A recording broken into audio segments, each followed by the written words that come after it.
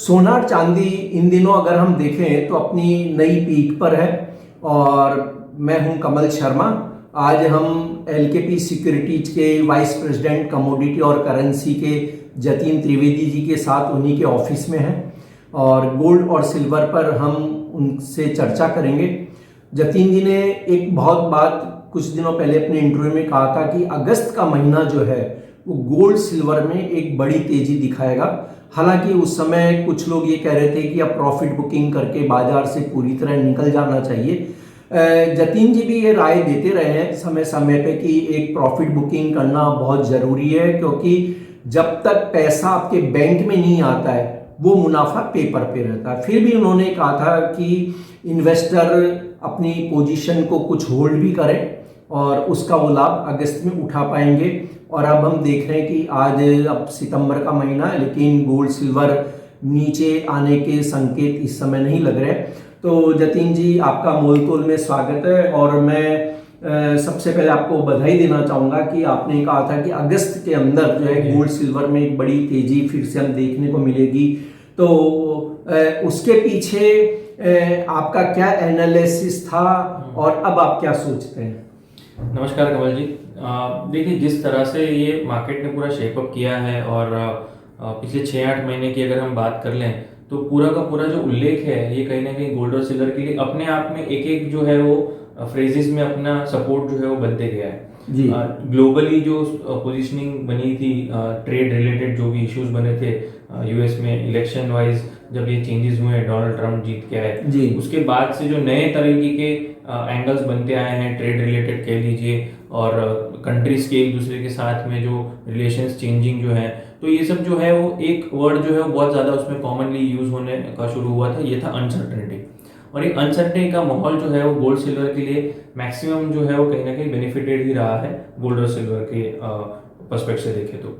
उसके पहले जो वॉर रिलेटेड प्रीमियम था उसको अभी भी कंटिन्यूएशन में रहा है गोल्ड सिल्वर का, क्योंकि रशिया यूक्रेन का वॉर कह लीजिए या मिडिल ईस्ट में इसराइल और ईरान और हमास के बीच का कॉन्फ्लिक्ट कह लीजिए, तो ये सब संदर्भों से प्रॉफिटेबिलिटी मिलती रही है। और मैंने इस तरह से ही व्यू एक कलेक्टिव बना के रखा था कि जब तक ये सब इश्यूज जो है सॉल्व नहीं होंगे तब तक गोल्ड के लिए जो है वो एक नए तरीके का ट्रेंड जो बनते जा रहा है, सिल्वर के लिए भी एक अलग फंडामेंटली डिमांड साइकिल जो क्रिएट हो रही है।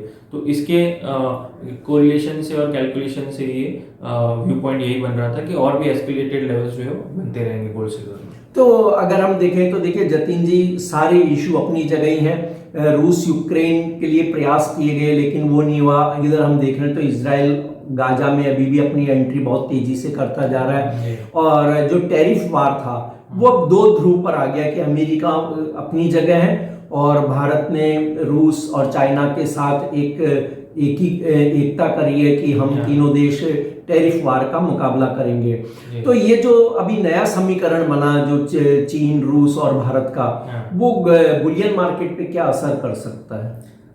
अब कैसा है कि ये ब्रिक्स का जो यूनिटी है वो पहले से बना हुआ है यूएस के अगेंस्ट में, तो कैसा कुछ ये प्रेडिक्शन फोकस रख के नहीं करना है, बट एक all in all collective Nations जो है जो डॉलर के अगेंस्ट में खड़े हैं या डॉलर के सामने अपना बिजनेस मॉडल सामने रखते हैं, और डॉलर को उसमें बेनिफिटेड रहा है पिछले कुछ डेकेड से अगर हम देखें तो, कि जो भी बिजनेस मॉडल आप सामने लेके जाते हो तो उसमें ट्रांजैक्शन डॉलर के थ्रू हो रहा है।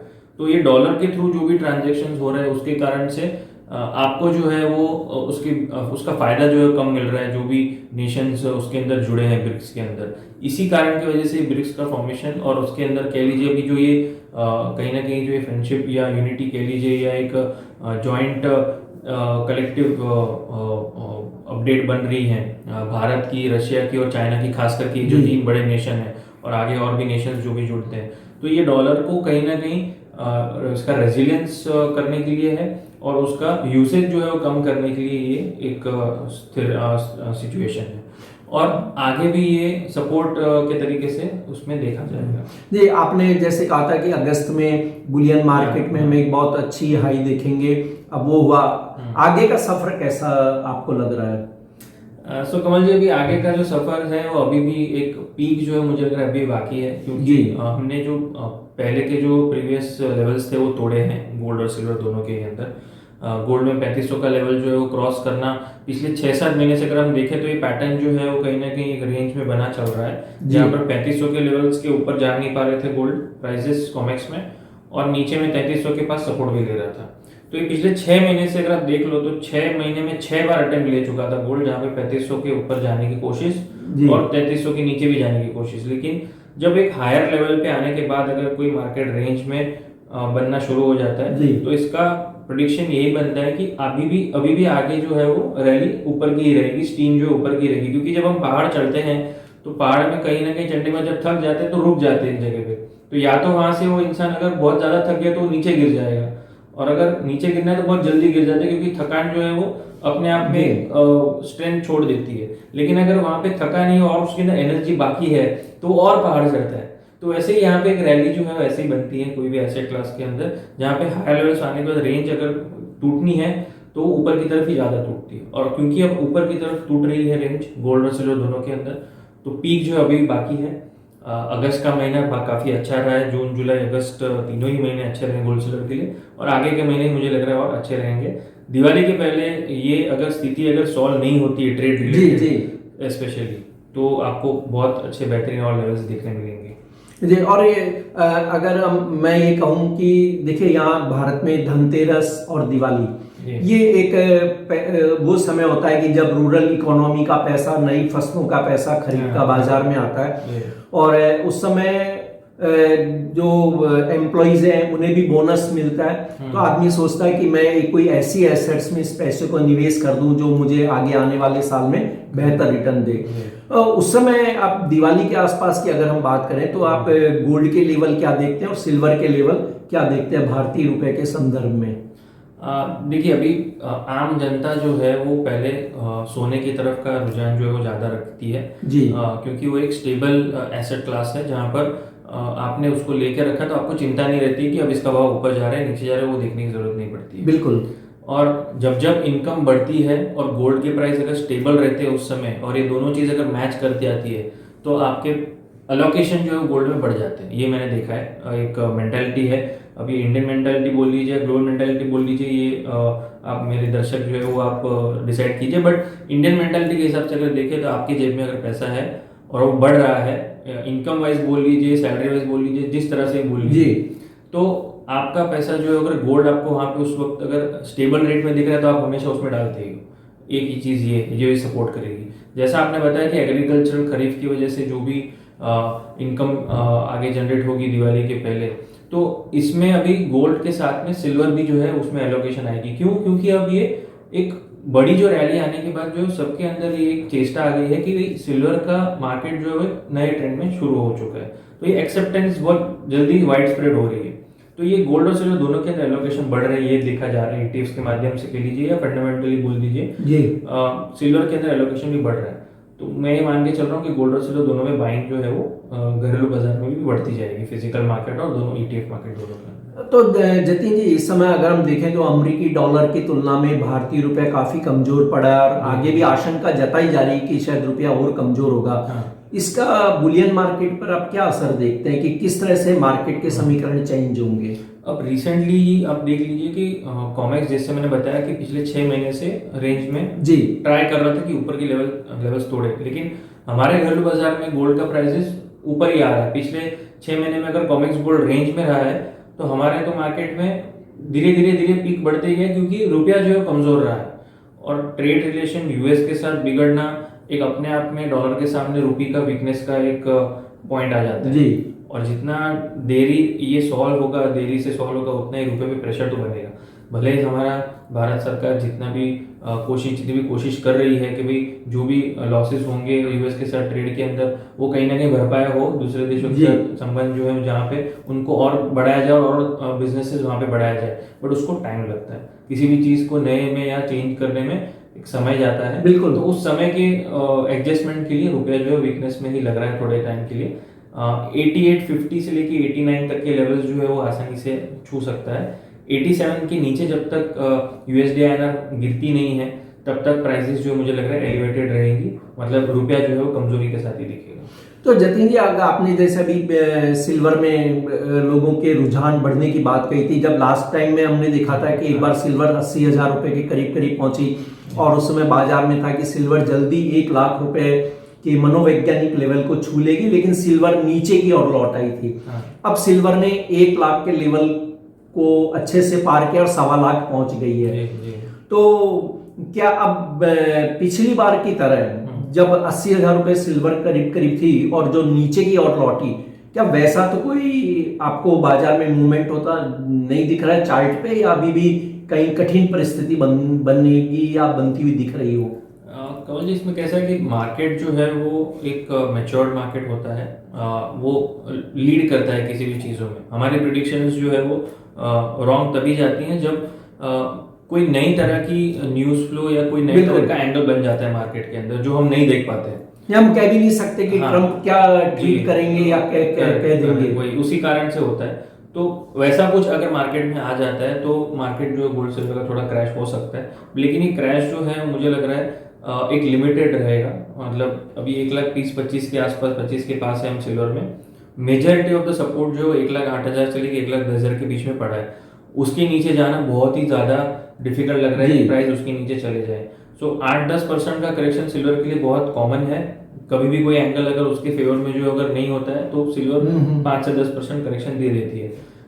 ये डेवलपमेंट कब होगा? जब यूएस और इंडिया के बीच का ट्रेड रिलेशन जो है सोल्यूशन की तरफ दिखे। मैं इंडिया इसलिए बोल रहा हूँ क्योंकि फिलहाल ये हॉट टॉपिक बन चुका है। बिल्कुल, क्योंकि इंडिया जो है वो अभी रशिया, चाइना पूरा का पूरा कलेक्टिव का फेस बन चुका है इंडिया यूएस के लिए। क्योंकि यूएस का रिलेशनशिप इंडिया से उसको बिगाड़ने का पर्सपेक्टिव नहीं है, उसको कहीं ना कहीं ब्रिक्स पे मैसेज पास करना है यूएस को कि मैं झुकने नहीं वाला हूं और मैं जो बिजनेस है मेरा मेरे हिसाब से करूंगा ट्रेड टैरिफ को लेकर के। और इंडिया को एक एग्जांपल की तरह लेके उनको ऊपर दिखा रहा है कि देखो मैं इनके साथ अगर भिड़ा सकता हूँ जो मेरा सबसे दोस्त रहा है, तो आप लोग तो किसी गिनती में नहीं आओगे।